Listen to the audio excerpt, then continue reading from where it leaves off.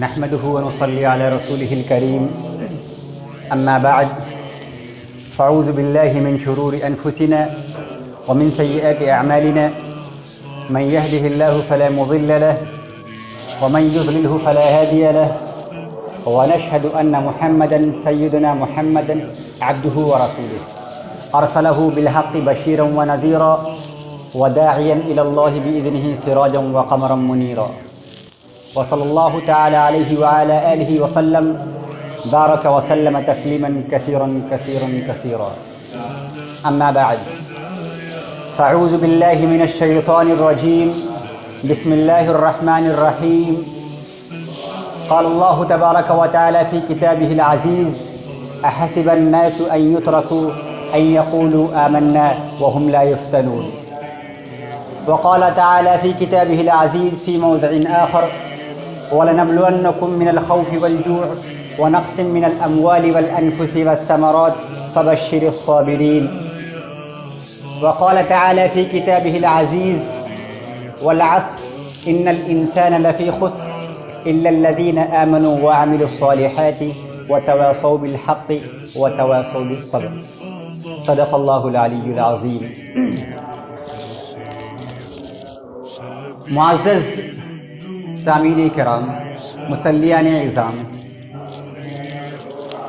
اللہ تبارک و تعالی نے اس دنیا کو آئیڈیل ہوم نہیں بنایا ہے، ایک مثالی جگہ نہیں ہے جہاں رہ کر کوئی ایک پائیداری نظام کو، مکمل ابدی نظام کو قائم کیا جا سکے. لہٰذا یہ دنیا آئیڈیل ہوم نہیں بن سکتی، مثالی گھر نہیں بن سکتی. اگر یہ دنیا آئیڈیل ہوم نہیں ہے تو پھر کیا ہے؟ قرآن کریم نے اس کے بارے میں فرمایا وَمَا هَذِهِ الْحَيَاةُ الدُّنْيَا إِلَّا مَتَاعُ الْغُرُورِ کہ دنیا کی زندگی صرف اور صرف کیا ہے؟ دھوکے کا گھر ہے. دوسری جگہ اس کو فرمایا کبیت العنکبوت، مکڑی کا گھر جالا ہے یہ.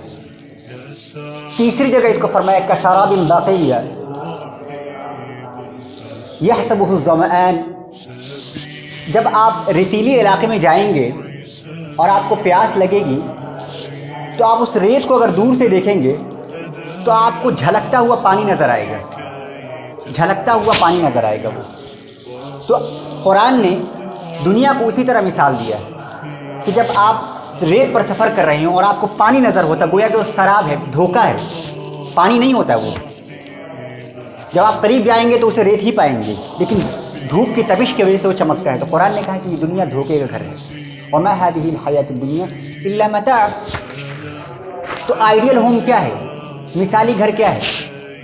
تو قرآن نے اس کے بارے میں بتایا وَالْآخِرَةُ خَيْرٌ وَأَبْقَىٰ.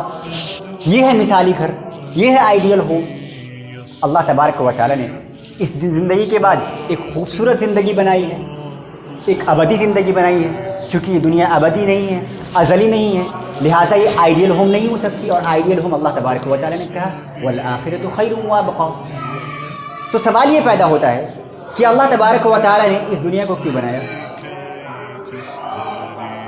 ایک آیت قرآن میں اللہ تبارک و تعالیٰ نے ارشاد فرمایا الذی خلق الموت والحیاۃ لیبلوکم ایکم احسن عملا. ایک ایسا گھر جو آئیڈیل ہوم نہیں ہے، تمہیں وہاں بھیج کر تمہیں آزمایا جائے گا. دو لفظ اللہ تبارک و تعالیٰ نے ارشاد فرمایا الذی خلق الموت والحیاۃ لیبلوکم ایکم احسن عملا. ایک ابتلا ہے اور ایک کامیابی ہے. تمہیں اس گھر میں اس لیے بھیجا گیا ہے تاکہ تم آزما دیے جاؤ، اور آزمائش کے مقابلے میں ہمیشہ صبر آپ پائیں گے. جہاں آزمائش ہوتی ہے وہاں صبر ہوتا ہے. صبر کسے کہتے ہیں؟ کسی بھی تکلیف پر خاموش رہنا صبر ہے، کسی بھی پریشانی پر خاموش رہنا صبر ہے، کسی بھی سماوی آفت پر خاموش رہنا، صبر کرنا صبر ہے. گویا کہ عربی زبان کے اندر صبر کہتے الامتناع عما حرمہ اللہ تعالی. صبر اسے بھی کہتے ہیں گویا اللہ تبارک و تعالی نے آپ کو کسی چیز کا کہ حکم سے، کسی چیز کے کرنے سے منع کیا اور آپ اس سے رک گئے، گویا وہ بھی صبر ہے. جو آپ کو اللہ تبارک و تعالی ما اوجبہ من الفرائض جو اللہ تبارک و تعالیٰ نے آپ کو فرض واجب کیا ہے آپ اس پر بھی عمل کر رہے ہیں، وہ بھی صبر، کیونکہ وہ نفس کو توڑ کر جانا پڑتا ہے۔ حضرت علی رضی اللہ تعالیٰ نے فرمایا کہ انسان کی زندگی میں جو انسان کے تمام جسم میں سر کا مقام ہوتا ہے، ہیڈ کا، اسی طریقے سے انسان کی زندگی میں صبر کا مقام ہوتا ہے۔ تو یہ دنیا جو ہے ایک آئیڈیل ہوم نہیں ہے، یہاں پر یہ موٹر ویگ کی طرح نہیں چلتا ہے، یہاں پر نشیب و فراز، عروج و زوال، ترقی تنزل، پریشانی خوشی، سب یکے بعد دیگرے آتی رہتی ہے۔ تو سوال یہ پیدا ہوتا ہے کہ یہ پریشانیاں کیوں آتی ہیں، یہ آزمائشیں کیوں آتی ہیں؟ تو اب اس قرآن کی آیت کی طرف چلنا پڑے گا، کیونکہ یہ دنیا اللہ تبارک و تعالیٰ نے بنایا ہے، تو اس کے نظام کے مطابق چلے گا، ہمارے نظام کے مطابق، ہمارے افکار کے مطابق، ہماری خواہشات کے مطابق نہیں چل سکتا۔ اب اس کا نظام کیا ہے؟ انہوں نے فرمایا کہ احسب الناس ان یترکوا ان یقولوا آمنا وهم لا یفتنون، کیا لوگوں نے یہ سوچ لیا ہے کہ وہ پیدا کر دیے جائیں گے اور ایمان لائیں گے اور کہیں گے آمنا، ہم ایمان لائے، اور انہیں آزمایا نہیں جائے گا؟ ایسا نہیں ہو سکتا، ایسا نہیں ہو سکتا۔ سیدنا حضرت آدم علیہ السلام سے لے کر آخر النبی حضرت محمد صلی اللہ علیہ وسلم تک یہ آزمائش ابتلا کا دور چلتا رہا، اور قرآن نے اس کی گواہی دی ہے۔ احسب الناس ان یترکوا ان یقولوا آمنا وهم لا یفتنون ولقد فتنا الذین من قبلهم۔ اے محمد صلی اللہ علیہ وسلم، آپ اپنی امتی کو بتا دیجئے کہ یہ جو امتحان ہے، یہ جو ابتلا ہے، یہ جو آزمائش ہے، یہ آپ کی امتی کے لیے صرف نہیں ہے۔ وَلَقَدْ فَتَنَّا الَّذِينَ مِن قَبْلِهِمْ، اللہ تبارک و تعالیٰ نے آدم کو بھی آزمایا ہے، نوح کو بھی آزمایا ہے، لوط کو بھی آزمایا ہے، ابراہیم کو بھی آزمایا ہے، اسماعیل کو بھی آزمایا ہے، گویا تمام انبیاء علیہ السلام کو اللہ تبارک و تعالیٰ نے آزمایا ہے۔ اور یہ اللہ کی سنت ہے، اللہ کا طریقہ ہے۔ دنیا میں اللہ تبارک و تعالیٰ نے فرمایا الذی خلق الموت والحیات لیبلوکم، یہ ہے لیبلوکم، تمہیں پیدا ہی اس لیے کیا گیا ہے، تمہاری زندگی اور موت کا مقصد یہ ہے کہ تمہیں آزما دیا جائے، تمہیں آزما لیا جائے، کھرے کھوٹے کو پرکھ لیا جائے، حق اور باطل کو پرکھ لیا جائے، جائز اور ناجائز کو پرکھ لیا جائے، فرائض اور حلال کو حرام کو پرکھ لیا جائے۔ الذی خلق الموت والحیات لیبلوکم ایکم احسن عملا۔ تو اللہ تبارک و تعالیٰ کی یہ سنت ہے، حضرت آدم علیہ السلام سے لے کر آج تک تمام انبیاء علیہ السلام کو انبیاء کو آزمایا ہے، نبیوں کی آزمایا ہے، رسولوں کی آزمائش ہوئی ہے۔ آدم کو شجر ممنوعہ یعنی کہ ایک درخت سے کھانے سے منع کر دیا، آپ نے کھا لیا، ایک آزمائش میں مبتلا ہو گئے، آپ کو دنیا میں بھیج دیا گیا۔ حضرت یوسف کو زلیخا دے کر آزمایا گیا، اور اسی طریقے سے حضرت ابراہیم علیہ السلام کو اسماعیل کے ذبح کے حکم سے آزمایا گیا کہ چلو اپنے بیٹے کو ذبح کرو۔ پھر جب ان کی آزمائش کامیابی ہو گئی تو قرآن نے کہا ہے قد صدقت رؤیا انا کذلک نجزی المحسنین، کہ تم نے سچ کر دکھایا اور ہم سچ کرنے والوں کو یوں ہی کامیاب کرتے ہیں۔ تو گویا کہ یہ آزمائش کوئی پہلی بار نہیں ہے، اگر آپ کی زندگی میں آزمائش ہے، مصائب ہیں، مسائل ہیں، تو یہ اللہ کی سنت ہے۔ آپ یہ بات نوٹ کر لیں کہ یہ واقعہ تقریباً سن 5 ہجری کا ہے، جو آیت میں نے ابھی پڑھی حسب الناس ان یترکوا ان یقولوا آمنا وهم لا یفتنون، سورہ عنکبوت کی پہلی آیت ہے، سن 5 ہجری کی بات ہے۔ یہ ابتدائی دور میں جب نبوت کا اللہ تبارک و اللہ کے رسول صلی اللہ علیہ وسلم نے اعلان کیا تو ابتدائی 3 سالوں میں کوئی علام محسوس نہیں کیا، کوئی خطرہ محسوس نہیں کیا، اور کفار مشرکین یعنی مکہ کے کفار و مشرکین نے یہ سوچا کہ ہم محمد رسول اللہ صلی اللہ علیہ وسلم کو اور ان کے ماننے والوں کو ہم ڈرا دھمکا کر ان کو ہم ان کے گھر پہنچا دیں گے، لہٰذا یہ اسلام کی تبلیغ نہیں کر سکتے۔ تو 3 سال تک انہوں نے کوئی پریشان زیادہ نہیں کیا، صرف ڈرایا دھمکایا۔ 3 سال کے بعد یعنی سن 5 ہجری میں، یعنی نبوت کے 5ویں سال کفار و مشرکین نے جب دیکھا کہ بڑے بڑے لوگ ایمان لے کے آ رہے ہیں، مصعب بن عمیر اونچے خاندان کے لوگ ایمان لے کے آ رہے ہیں، عثمان بن عفان جسے عثمان غنی کا لقب دیا گیا وہ ایمان لے کے آ رہے ہیں، سعد بن ابی وقاص یہ ایمان لے کر آ رہے ہیں، تب ان کی حالت خراب ہونے لگی۔ کہا کہ یہ تو سردار مکہ ہمارے ہاتھ سے نکلے جا رہے ہیں۔ غلام تو چھوڑو، غلام تو ان کو ہو ہی چکے ہیں، سردار مکہ ہمارے ہاتھ سے نکل گئے۔ تب انہوں نے سوچا کہ اب انہیں ہم نہیں چھوڑنا ہے۔ اب انہوں نے مسلمانوں کو مارنا پیٹنا شروع کر دیا، اور غلاموں کے ساتھ ان کا یہ معاملہ ہوتا تھا، غلاموں کے ساتھ ان کا معاملہ ہوتا تھا، یہ ان کو اپنی ملکیت سمجھتے تھے۔ ملکیت کی میں آپ کو مثال دے دوں، جس طریقے سے آپ کے پاس کوئی جانور ہوتا ہے، بکری ہے، آپ نے اس کو پالا پوسا کھلایا پلایا اور بعد میں جا کر ذبح کر کے اس کو کھا لیا، کوئی آپ سے پوچھے گا کہ آپ نے اس بکری کو کیوں ذبح کیا؟ کوئی نہیں پوچھے گا۔ لہٰذا ابتدائی اسلام کے اندر غلاموں کا یہ حال ہوا کرتا تھا، جیسے حضرت بلال حبشی، آپ نے سنا ہوگا بڑا واقعہ بلال حبشی کا، ان کا جو آقا تھا امیہ بن خلف تھا، انہوں نے ان کے ساتھ یہی رویہ کیا، غلاموں کو مارنا پیٹنا کوئی بڑی بات نہیں تھی، بلکہ ان کو زندہ جلا دینا مار دینا کوئی بڑی بات نہیں تھی۔ تو سب سے زیادہ افسوس ان کو غلاموں کا نہیں تھا، مکہ کے بڑے بڑے سردار، اونچے خاندان کے، مصعب بن عمیر، سعد بن ابی وقاص، عثمان غنی، جب یہ لوگ ایمان لانا شروع ہو گئے تب ان کے سرداروں کی حالت خراب ہونے لگی۔ تب انہوں نے سوچا کہ میں انہیں مار مار کر یہاں سے نکال دوں گا۔ چنانچہ ایک اور صحابی ہیں خباب بن ارت رضی اللہ تبارک و تعالیٰ، آپ نے سنا ہوگا، خباب بن ارت کے لیے انہوں نے کیا انتظام کیا، آگ کے انگارے جلائے، ان پر ان کو کہا اپنے کپڑے اتارو اور لٹا دیا گیا۔ جب لٹا دیا گیا تو ان کے پیٹھ سے جو چربی نکل رہی تھی، اس کی وجہ سے وہ انگارے بجھ گئے۔ آپ اندازہ لگائیں کتنی تکلیف ہوتی تھی۔ اس وقت بھی ان کا ایک ہی مطالبہ تھا، تم کہہ دو محمد رسول اللہ تمہارے رسول نہیں ہے، اور اللہ ایک نہیں، یہ حبل تمہارا خدا ہے، یہ لات تمہارا خدا ہے، یہ منات تمہارا خدا ہے، یہ عزا تمہارا خدا ہے، کہو۔ انہوں نے کہا احد احد احد، اللہ ایک ہے، اللہ ایک ہے، اور محمد رسول اللہ صلی اللہ علیہ وسلم اللہ کے رسول ہے۔ جب اتنی تکلیف کے بعد خود خباب بن ارت رضی اللہ تعالیٰ نے اپنی حدیث کے اندر روایت فرماتے کہ میں رسول اکرم صلی اللہ علیہ وسلم کے پاس گیا اور میں ان کو دیکھ رہا ہوں کہ خانہ کعبہ کے سائے میں وہ اپنے ہاتھ کا تکیہ بنا کر لیٹے ہوئے ہیں، اور میں نے ان سے کہا یا رسول اللہ صلی اللہ علیہ وسلم، کیا آپ ہماری دعا نہیں کرتے؟ ہمارے پر اتنی آزمائشیں کیوں ہیں؟ ہمارے پر اتنی آزمائشیں کیوں؟ ہمیں کیوں اتنا آزمایا جا رہا ہے؟ اللہ کے رسول صلی اللہ علیہ وسلم اس وقت ناراض ہو گئے، کہا تم نے تو بڑی جلدی مچا دی، بہت جلدی مچا رہے ہو تم سے پہلے ایک ایسی قوم گزری ہے جنہیں آدھا زمین میں گاڑ دیا جاتا تھا اور اوپر سے چیر دیا جاتا تھا، ابھی تمہارے پر تو آزمائش کا سلسلہ شروع ہوا ہے۔ احسب الناس ان يتركوا ان يقولوا آمنا وهم لا يفتنون، یہ دراصل سرزنش کا انداز ہے، جیسے آپ ڈانٹتے ہیں کسی کو کہ کیا تم ایسا کر سکتے ہو؟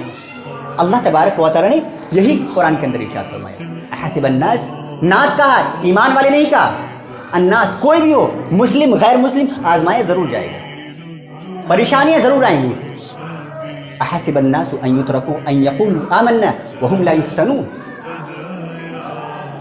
تب جا کر حضرت خباب بن رضی اللہ تبارک و تعالیٰ کو سمجھ میں آیا کہ دراصل یہ آزمائش ہے جو سیدنا حضرت آدم علیہ السلام سے لے کر حضرت یحییٰ جن کو چیر دیا گیا، ایک درخت کے اندر وہ چھپ گئے اور انہیں چیر دیا گیا۔ تو آزمائش کا سلسلہ حضرت آدم علیہ السلام سے لے کر دور حاضر تک موجود ہے۔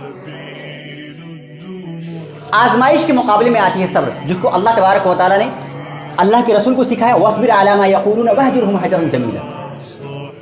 اے محمد صلی اللہ علیہ وسلم، یہ جو مکہ کے لوگ آپ کو پریشان کر رہے ہیں یا آپ کو چڑھا رہے ہیں یا آپ کا استہزاء کر رہے ہیں، مذاق، فَاصْبِرْ عَلَىٰ مَا يَقُولُونَ، جو کہتے ہیں چپ رہو، وَاهْجُرْهُمْ هَجْرًا جَمِيلًا، خاموشی سے چھوڑ دو۔ صبر کی 4 قسمیں ہوتی ہیں، آج یاد کر لیجیے، صبر کی 4 قسمیں ہوتی ہیں۔ سب سے پہلے ہے صبر علی الطاعت، صبر علی الطاعت، صبر علی الطاعت کہتے ہیں اطاعت فرما برداری پر صبر کرنا۔ ابھی یہ کیا ہوتا ہے، میں آپ کو ایک مثال دیتا ہوں، ابھی ٹھنڈی کا زمانہ ہے، بڑی پریشانی ہے، ٹھنڈے پانی سے وضو کرنا ہے، آپ کو فجر کے لیے آنا ہے، یہ صبر علی الطاعت ہے، کیونکہ بستر سے اٹھنا ہی سب سے مشکل کام ہوتا ہے، مسجد میں آنا ہی مشکل کام ہوتا ہے، ٹھنڈی ہواؤں کا سامنا کرنا ہی مشکل ہوتا ہے، ٹھنڈے پانی کا گرم پانی کا انتظام نہیں ہوتا تو ٹھنڈی پانی کا سامنا کرنا ہی مشکل ہوتا ہے۔ لہٰذا یہ آپ صبر کر کر اپنے نفس کو مار کر کر بستر سے اٹھ رہے ہیں اور آپ اطاعت کر رہے ہیں۔ دوسرا، ایک دوسری اس کی مثال سمجھ لیں، آپ کو دور مسجد جانا ہے نماز پڑھنے کے لیے، گرمی کا زمانہ ہے، آپ گرمی کی جھلستی ہواؤں سے لڑتے ہیں، تپش سے لڑتے ہیں، دھوپ میں نماز پڑھتے ہیں، یہ صبر علی الطاعت ہے۔ صبر علی الطاعت کی دوسری مثال، دوسری قسم یہ ہے دعوت اسلام، دعوت حق، یعنی اگر آپ کسی کو دین کی بات کہیں گے کسی غیر مسلم کو دین کی دعوت دیں گے تو ہو سکتا ہے آپ کا مذاق بنائے. جیسا کہ میں نے آپ کو بتایا کہ ابتدائی اسلام میں نبوت کے اعلان کے بعد 3 سال تک اللہ کے رسول کو ٹارچر کیا گیا ہے, وربل ٹارچر کیا گیا, وہ جس کو کہتے ہیں وربل پروسیکیوشن, زبانی طریقے سے تنگ کیا گیا. اس کے بعد فزیکلی پریشانی کیا گیا.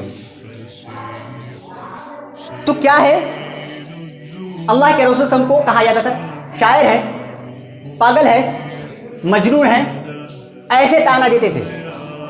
وما هو بقول الشاعر, قرآن نے تردید کی. وما هو بقول کاہن, کاہن بھی نہیں ہے, شاعر بھی نہیں ہے. انه لقول رسول کریم, رسول اکرم صلی اللہ علیہ وسلم, وہ رسول جو جناب محمد رسول صلی اللہ علیہ وسلم اعلان نبوت سے قبل ان کو الصادق والامین کا لقب دیا گیا. خود مکے والے نے, کفار مشرکین نے آپ کو الصادق والامین کا لقب دیا. لیکن جب نبوت کا اعلان کیا تو اسی کفار مشرکین نے آپ کا مذاق بنایا. آپ نے صبر کیا, آپ نے صبر کیا. کفار مشرکین نے صرف اللہ کے رسول کا مذاق نہیں بنایا, قرآن کا ہی مذاق بنایا. وہ کہتے تھے یہ قرآن ہے, کچھ پارے تم رکھ لو, کچھ پارے تم رکھ لو, کچھ پارے تم رکھ لو. آپ دیکھ رہے ہیں, آپ کو تکلیف ہو رہی ہے, آپ سن رہے ہیں. فرشتوں کا مذاق بنایا جاتا تھا, کیونکہ اللہ کے رسول نے فرمایا کہ جہنم کے 19 فرشتے ہیں, اور قرآن نے اس کو بتایا علیہ 19, علیہ 19. جب جہنم کے 19 فرشتوں کا ذکر کیا گیا تب بھی مذاق بنایا کہ ایک پہلوان کہتا ہے کہ 10 کو تو میں دیکھ لوں گا, تم 9 کا انتظام کر لو. آپ صلی اللہ علیہ وسلم یہ تمام چیزیں سن رہے ہیں, برداشت کر رہے ہیں دعوت حق میں, یعنی دعوت اسلام کے لیے. اور آپ, اللہ کے رسول نے فرمایا, اللہ تبارک و تعالیٰ نے فرمایا کہ ہم جانتے ہیں کہ آپ کا دل تنگ ہو رہا ہے. انک یضیق صدرک بما یقولون, جو یہ لوگ آپ کو کہہ رہے ہیں, جو چڑھا رہے ہیں, ہم جانتے ہیں آپ کو تکلیف ہو رہی ہے. فاصبر علی ما یقولون, تو خاموش رہیے, صبر کیجیے. اور قرآن نے فرمایا, اور آپ کی دلجوئی کی اتنی تکلیف ہوئی اللہ کے رسول کو کہ قرآن کے اندر آیات اتارنی پڑی اور اللہ کے رسول کی دلجوئی کرنی پڑی. فرمایا نون والقلم وما یسطرون وما انت بنعمت ربک بمجنون, خدا کی قسم, آپ کے رب کی قسم, آپ پاگل نہیں ہیں. ما انت بنعمت ربک بمجنون, یہ لوگ جو کہتے ہیں یہی پاگل ہیں. پھر فرمایا ان کا رب ان سے مذاق کرتا ہے. کفار مشرکین نے کہا اس کو چھوڑ دیا ہے, ودعہ وما قلا وقلا. قرآن نے پھر فرمایا ما ودعہ ربک وما قلا, خدا کی قسم آپ کے رب نے آپ کو نہیں چھوڑا. جہاں جہاں کفار مشرکین نے آپ کو تکلیف پہنچایا, چاہے وربل ہو چاہے فزیکل ہو, قرآن میں اللہ تبارک و تعالیٰ نے آپ کی دلجوئی کی ہے, کیونکہ آپ کا دل تنگ ہو جایا کرتا تھا. تو ہمیں یہ صبر علی الاطاعت سے یہ پتہ چلا کہ نماز کے اندر آنا یا کوئی بھی نیک کام کرنے کے اندر آپ کو پریشانی ہو سکتی ہے. دعوت حق کے اندر تبلیغی جماعت مختلف مقامات پر جاتی ہے, انہیں لوگ پریشان کرتے ہیں, الگ الگ مقامات پر انہیں پریشان, کہیں مساجد سے نکال دیا جاتا ہے. وہ صبر کرتے ہیں کیونکہ پتہ ہے کہ اللہ تبارک و تعالیٰ نے خود اللہ کے رسول کو یہی تلقین دی تھی, واصبر لحکم ربک ولا تکن کصاحب الحوت ولا تکن کصاحب. اللہ کے رسول سے فرمایا گیا سنیے, مکہ مت چھوڑیے گا, پریشان کرنے دیجیے, اور صاحب حوت کی طرح یعنی مچھلی والے کی طرح نہیں ہو جائیے گا. مچھلی والے سے مراد حضرت یونس علیہ السلام ہے. وہ اپنی قوم سے پریشان ہو کر چھوڑ کر بھاگ گئے تھے, چلے گئے تھے, اور اللہ کے رسول کو فرمایا گیا کہ جب تک آپ کو میں حکم نہ دوں آپ مکہ نہیں چھوڑیں. چنانچہ جب غار میں حضرت ابوبکر تھے, آپ کے ساتھ حضرت علی تھے, بار بار پوچھتے تھے حکم آیا نکلنے کا. جب حکم آیا تب آپ چھوڑ کر گئے, کیونکہ نبی کے لیے گنجائش نہیں ہوتی ہے کہ پلیس آف اپوائنٹمنٹ کو کبھی چھوڑ دیں. اور آپ نے صبر کیا. یہ صبر کی پہلی قسم تھی جسے کہتے ہیں صبر علی الطاعت. صبر کی دوسری قسم ہے صبر علی المعصیہ, گناہوں پر صبر کرنا. میں اس کی مثال دے کر آپ کو سمجھانے کی کوشش کرتا ہوں. 2 مثال دوں گا. صبر علی المعصیت کی مثال یہ ہے کہ آپ کے پاس پیسہ ہے, آپ کے پاس حسن و جمال ہے, کوئی خوبصورت لڑکی آپ کو گناہ کی طرف دعوت دیتی ہے, اور آپ کہیں انی اخاف اللہ, میں اللہ سے ڈرتا ہوں تمہارے اس معاملے میں. گویا کہ آپ نے اپنے نفس کو روکا ہے کسی گناہ میں پڑنے کے لیے. اسے کہتے ہیں صبر علی المعصیہ. صبر کا مطلب ہوتا ہے کسی چیز سے رک جانا. یہ صبر کی دوسری قسم ہے. جب بھی آپ گناہ کا خیال آئے آپ نے اللہ کو دیکھ کر گناہ چھوڑ دیا. صبر کی تیسری قسمت ہے صبر علی البلاء. یعنی مصیبت پر صبر کرنا، جس کے بارے میں قرآن کریم نے یوں گویا کہ فرمائی ہے کہ وَلَنَبْلُوَنَّكُمْ مِنَ الْخَوْفِ وَالْجُوعِ وَنَقْصٍ مِنَ الْأَمْوَالِ وَالْأَنفُسِ وَالثَّمَرَاتِ فَبَشِّرِ الصَّابِرِينَ۔ ہم آزمائیں گے، ہم تمہیں آزمائیں گے خوف سے۔ غزوہ بدر میں مسلمانوں پر خوف تھا لیکن اللہ نے مدد کی، غزوہ احد میں مسلمانوں پر خوف تھا لیکن اللہ نے مدد کی۔ وَلَنَبْلُوَنَّكُمْ مِنَ الْخَوْفِ وَالْجُوعِ، فقر و فاقہ سے آزمائیں گے، والانفس، تمہاری جان لے کر، کبھی تمہارے والد کو لے جائیں گے، کبھی تمہارے بھائی کو لے جائیں گے، کبھی تمہاری ماں کو لے کر جائیں گے، اور تمہاری جانوں کے اندر کمی کر کے تمہیں آزمایا جائے گا۔ تو اعلان کیا فبشر الصابرین، صبر کر سکتے ہو تو اللہ تبارک و تعالیٰ تمہارے لیے بڑے درجات ہیں آخرت کے اندر، اسے کہتے ہیں صبر علی البلاء۔ یہ چیز ہماری زندگی کے اندر سب سے زیادہ ہے، پریشانیاں ہیں، مصیبت ہے۔ ایک حدیث کے مطابق جناب محمد رسول اللہ صلی اللہ علیہ وسلم نے فرمایا کہ انسان پر جو مصیبت آتی ہے اس کی دو وجہ ہوتی ہے۔ ایک تو وہ جو اللہ تبارک و تعالیٰ اسے آزما کر اسے صبر کا امتحان لیتا ہے اور اس کے بدلے بہترین انتظام کرتا ہے آخرت کے اندر، ایک وجہ یہ ہے۔ دوسرا اس کے گناہوں کا کفارہ بھی ہو سکتا ہے۔ مثلا ہم نے کوئی گناہ کیا، اس کے بدلے ہمیں کوئی بیماری لاحق کر دی گئی، لیکن ہر گناہ کو دیکھ کر آپ یہ نہیں کہہ سکتے کہ آپ کے ہر بیماری کو دیکھ کر، ہر پریشانی کو دیکھ کر آپ کسی پر یہ اطلاق نہیں کر سکتے کہ آپ کو تمہارے اس گناہ کا بدلہ تمہیں یہ ملا ہے۔ آپ کہہ بھی نہیں سکتے کیونکہ اللہ بہتر جانتا ہے کس کے بدلے کیا دیا جا رہا ہے۔ اسے کہتے ہیں صبر علی البلاء۔ چوتھا ہے صبر علی الدنیا، یہ سب سے امپورٹنٹ ہے۔ صبر علی الدنیا، اللہ تبارک و تعالیٰ نے کسی کے شکر کا امتحان لیا ہے اور کسی کے صبر کا امتحان لیا ہے۔ کسی کو دے کر آزمایا ہے، کسی کو چھین کر آزمایا ہے، کسی کو نہ دے کر آزمایا ہے۔ اگر اللہ تبارک و تعالیٰ سب کو یکساں کر دیتا، سب کو امیر کر دیتا تو یہ دنیا کا نظام کیسے چلتا ہے؟ اگر سب کو غریب کر دیتا تب بھی یہ دنیا کے نظام کے اندر اثرات مرتب ہوتے۔ تو یہ صبر کی چار قسمیں ہیں، یہاں سب سے زیادہ انسان پھنستا ہے۔ کسی کے پاس کوئی مال ہے تو آپ اس کو دیکھ کر حسد کریں گے، کسی کے پاس ہے تو وہ اور زیادہ کمانے کی کوشش کرتا ہے، شکریہ ادا نہیں کرتا۔ قرآن نے چیلنج کیا لئن شکرتم لازیدنکم ولئن کفرتم ان عذابی لشدید۔ ہمارے یہاں مشاکل پر صبر نہیں کیا جاتا اور انعام پر اللہ کا شکر نہیں کیا جاتا۔ یہ مسئلہ ہے سب سے زیادہ ہمارے یہاں۔ کسی کے پاس کوئی چیز ہے تو ہم اسے دیکھ کر حسد کرتے ہیں، جبکہ ہم یہ نہیں سوچتے کہ یہ اللہ کی تقسیم ہے، یہ ہماری آپ کی تقسیم نہیں ہے۔ اللہ نے اگر کسی کو امیر بنایا ہے تو اللہ من جانب اللہ ہے، اس کے مال کا امتحان ہے، اس کی ذات کا اس کے اندر امتحان ہے، اس کے شکر کا امتحان ہے۔ اگر آپ کو نہیں ملا ہے تو آپ کے صبر کا امتحان تو بہرحال دونوں کا ہے، کیونکہ اللہ تبارک و تعالیٰ نے فرمایا الذی خلق الموت والحیات لیبلوکم ایکم احسن عملا۔ یہ پیرامیٹر اللہ نے تیار کیا کہ تم میں سے عمل کے اعتبار سے اچھا کون ہے، صبر میں اچھا کون ہے، کامیاب کون ہے۔ باقی یہ دنیا کچھ ہے نہیں، میں نے آپ سے پہلے بتا دیا یہ دنیا آئیڈیل ہوم نہیں، وما هذه الحیاۃ الدنیا الا متاع۔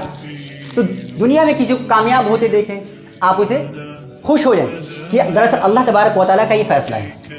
کسی کو پریشانی میں دیکھیں آپ کہیں اللہ تبارک و تعالیٰ کا شکر ہے آپ نے مجھے اس پریشانی کے اندر مبتلا نہیں کیا ہے۔